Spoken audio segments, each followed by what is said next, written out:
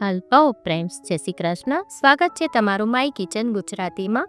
આજે આપણે બનાવીશું વ્રત કે ઉપવાસમાં ખાઈ શકાય એવા ઇન્સ્ટન્ટ ફરાળી ઢોકળા અને તેનું પ્રીમિક્સ, જે માત્ર 10 જ મિનિટમાં તૈયાર થઈ જાય છે. આ પ્રીમિક્સમાંથી આપણે ઢોકળા, ઇડલી, ઢોસા, ઉત્તપમ, અપમ જેવી ઘણી બધી ફરાળી વાનગીઓ બની શકે છે. ટૂંકમાં ઓલ ઇન વન ફરાળી પ્રીમિક્સ છે. આ ઢોકળામાં આપણે પલાળવાની કે આથો લાવવાની ઝંઝટ નથી. તો ચાલો ફટાફટ બની જતા રોજ એવા પોચા ફરાળી ઢોકળા અને પ્રીમિક્સ બનાવીએ. જો તમને આજની રેસીપી ગમે તો લાઈક કરજો, શેર કરજો અને સબસ્ક્રાઈબ કરી દેજો અને બાજુમાં આવેલા બેલ આઇકનને પ્રેસ કરી દેજો, જેથી આવનારા બધા જ નવા વિડીયોનું નોટિફિકેશન તમને મળી જાય. ફરાળી ઢોકળા બનાવવા માટે આપણે પહેલાં ફરાળી પ્રીમિક્સ તૈયાર કરીશું. એના માટે આપણે ઘરમાં કોઈ પણ વાટકી હોય એ સેટ કરી લેવાની છે. એના માટે આપણે સામો લેવાનો છે. જે સામો આવે છે, સામાના ભાગ તરીકે ઓળખાય છે, એ સામાનો આપણે યુઝ કરીશું. હવે એક મિક્સર જારની અંદર આપણે 2 વાટકી સામો લઈ લેવાનો છે અને હવે એને એકદમ બારીક પીસી લેવાનો છે. સામો જે ઇઝીલી પીસાઈ જાય છે. જો આ રીતે સરસ એનો ફાઇન પાવડર કરી લેવાનો છે. જો આ રીતે પાવડર બની જાય એકદમ ઝીણો બનાવવાનો છે અને પછી આપણે એને એક બોલમાં ટ્રાન્સફર કરી દઈએ.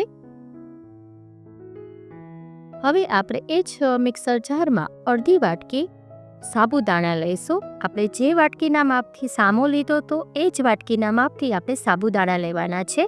હવે એને પણ આપણે એકદમ ફાઇન પાવડર કરી લેવાનો છે.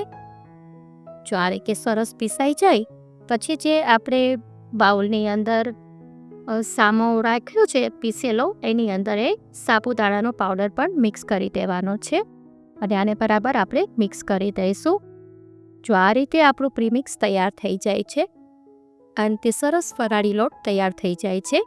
હવે આપણે એક ગ્લાસની જાર લેશું અને એની અંદર આપણે એને સ્ટોર કરવાનું છે. ગ્લાસની જારમાં 12 મહિના સુધી તમારે બહાર પણ એવું ને એવું જ આ પ્રીમિક્સ રહેશે.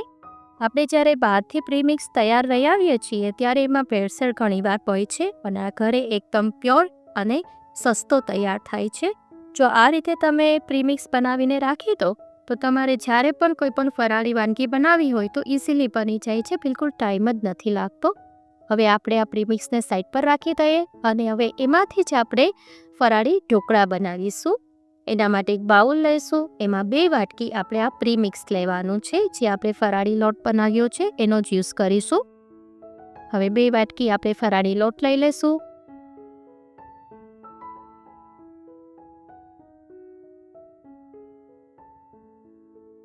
હવે એની અંદર આપણે થોડા મસાલા એડ કરવાના છે. 1 ચમચી મીઠું, અહીંયા મેં સિંધાલું મીઠુંનો યુઝ કર્યો છે.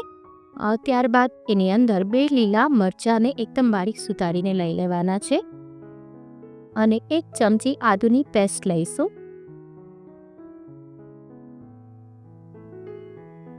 આ બધું જ બરાબર આપણે મિક્સ કરી લેવાનું છે. આ પહેલાં પણ મેં ઘણી ફરાળી રેસીપી શેર કરી છે. એની હું પ્લેલિસ્ટ કમેન્ટ બોક્સમાં આપી દઈશ.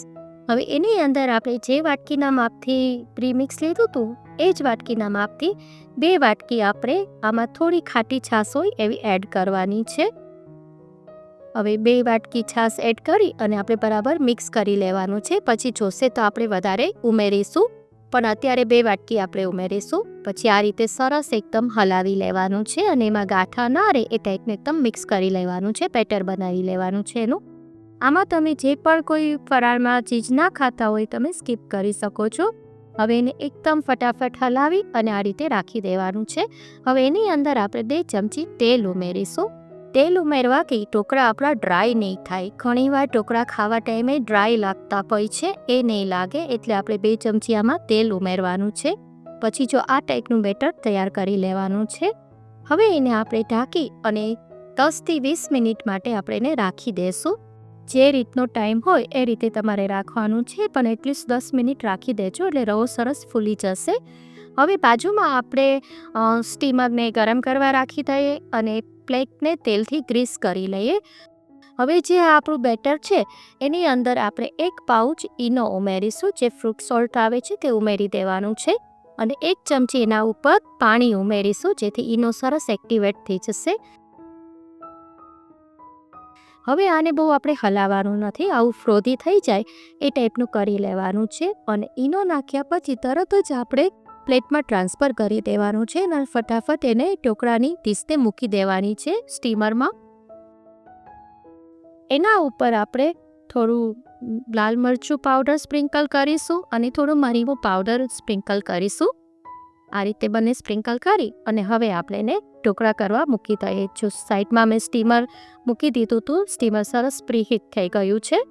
હવે એની અંદર આપણે પ્લેટ રાખી દઈએ અને એને આપણે ફૂલ ફ્લેમ પર કરવાની છે. 10થી 12 મિનિટ માટે આપણે એને સ્ટીમ થવા દઈશું. 10થી 12 મિનિટમાં તો તે ઇઝીલી સ્ટીમ થઈ જાય છે.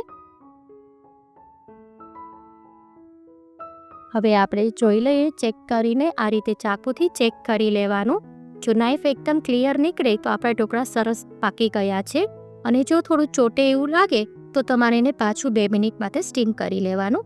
હવે આ પ્લેટને આપણે 5 મિનિટ માટે ઠંડી થવા દેવાની છે. આમાં તરત કટ નથી પાડવાના, નહીં તો ઢોકળા ચીકણા થઈ જશે. હવે આપણે કઢાઈ લઈશું અને એમાં 2 ચમચી તેલ લઈશું. તેલ ગરમ થાય એટલે 1 ચમચી જીરું ઉમેરીશું. જીરું થોડું ઉપર આવે એટલે 2 નંગ લીલા મરચાં ઉમેરી દઈશું.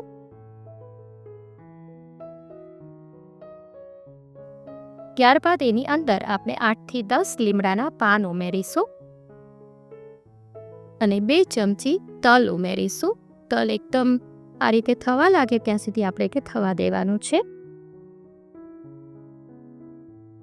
હવે જો આ બધો જ વઘાર છે એ આપણે જે ઢોકળાની થાળી છે એ 5 મિનિટ થઈ ગઈ છે, થોડી ઠંડી બી થઈ ગઈ છે અને હવે એના આપણે પીસ પાડી લઈશું. હવે એના ઉપર આપણે બધો જ વઘાર રેડી દેવાનો છે. થયા છે ને એકદમ ફર્સ્ટ ક્લાસ ઢોકળા. હવે બધો જ આમાં આપણે વઘાર રેડી દઈશું. જો આ રીતે તમારી પાસે પ્રીમિક્સ પહેલેથી તૈયાર હોય તો બિલકુલ ટાઈમ નથી લાગતો. તમે રોજ ઉપવાસમાં અલગ અલગ વાનગીઓ બનાવી શકો છો. હવે આપણે બધો જ વઘાર એના ઉપર રેડી દીધો છે. હવે એના ઉપર આપણે થોડા લીલા ધાણા સ્પ્રિંકલ કરીશું અને હવે આપણે ચેક કરી લઈએ આપણે ઢોકળા કેવા થયા છે. જો કેટલા મસ્ત થયા છે ને, એકદમ રૂ જેવા પોચા થયા છે. જે વ્રત નહીં કરતા હોય એ પણ આ ઢોકળા ખાવાનું પસંદ કરશે. એટલા મસ્ત બને છે, એકદમ સોફ્ટ તૈયાર થાય છે. જો હવે આપણા ઢોકળા સરસ તૈયાર થઈ ગયા છે. હવે આમાં તમારે જેટલી વાટકી પ્રીમિક્સ લીધું હોય એટલી જ વાટકી સામે થોડી ખાટી છાશ લેવાની છે અને એ રીતે એ ઇઝીલી બની જાય છે. જો કેટલા મસ્ત બન્યા છે, એકદમ સોફ્ટ તૈયાર થાય છે, ફૂલ જાળીદાર તૈયાર થયા છે. તો ચોક્કસ બનાવજો અને મને કમેન્ટ કરીને કહેજો કે આથી રેસીપી તમને કેવી લાગી. જો તમને મારી રેસીપી ગમતી હોય તો લાઈક કરજો, વધારેમાં વધારે શેર કરજો અને સબસ્ક્રાઈબ કરવાનું ના ભૂલશો. ફરી મળીશું એક નવી જ રેસીપી સાથે. Till then bye bye.